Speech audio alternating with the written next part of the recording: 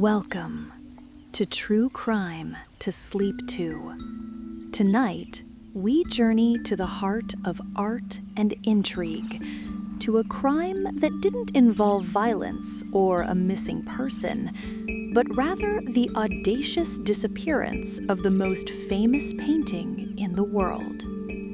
This is the story of the theft of the Mona Lisa. So settle in, close your eyes if you wish, and let's explore this most peculiar heist. Case closed, eyes closed. Our story begins in Paris on a quiet Monday morning in August of 1911. The Louvre Museum, one of the grandest institutions in the world, was, as usual, closed for cleaning and maintenance. An artist named Louis Barraud, a regular at the Louvre, arrived that day expecting to find Leonardo da Vinci's masterpiece, the Mona Lisa, hanging in its usual spot in the Salon Carré. He planned to sketch a copy, as many artists did, but when he reached the familiar wall, the spot where the enigmatic smile usually resided was empty. Barraud, at first, wasn't alarmed. He assumed the painting had been temporarily taken for photography or cleaning, a common occurrence. He asked a guard, who promised to look into it. Hours passed. The guard returned, pale-faced. The Mona Lisa was not with the photographers. It was not with the cleaners. The Mona Lisa was gone. The news, once confirmed, sent shockwaves through Paris and then across the entire world. The idea that a painting universally adored and displayed in such a prestigious museum could simply vanish was unthinkable. The Louvre was immediately closed.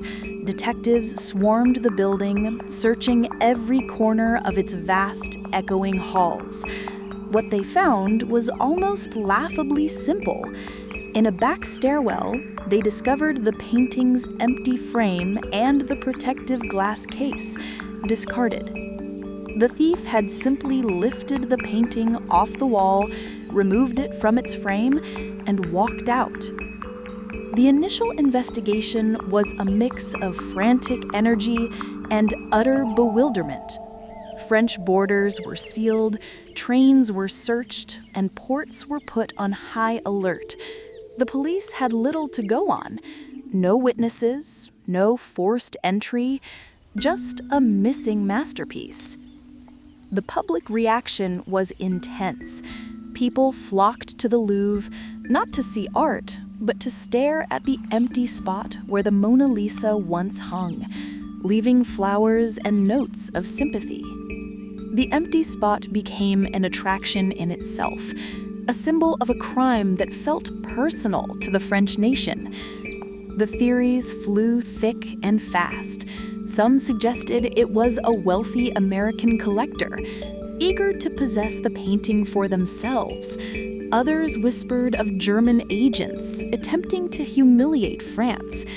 And then the more outlandish ideas, art forgers planning to sell multiple fakes, or even an artist seeking to make a political statement.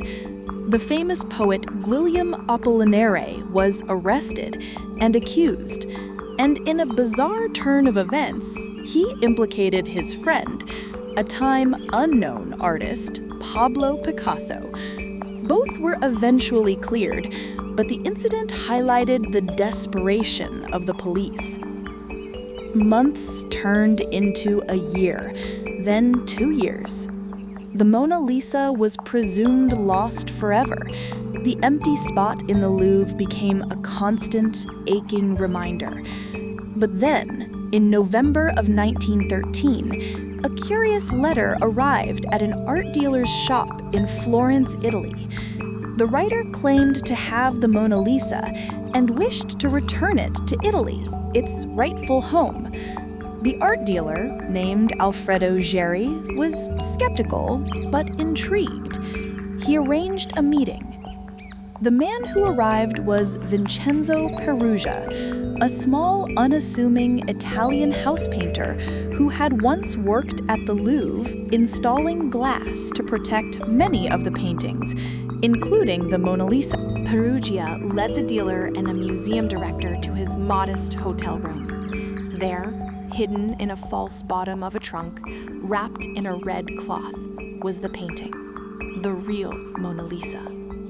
Perugia's motive was simple, if misguided.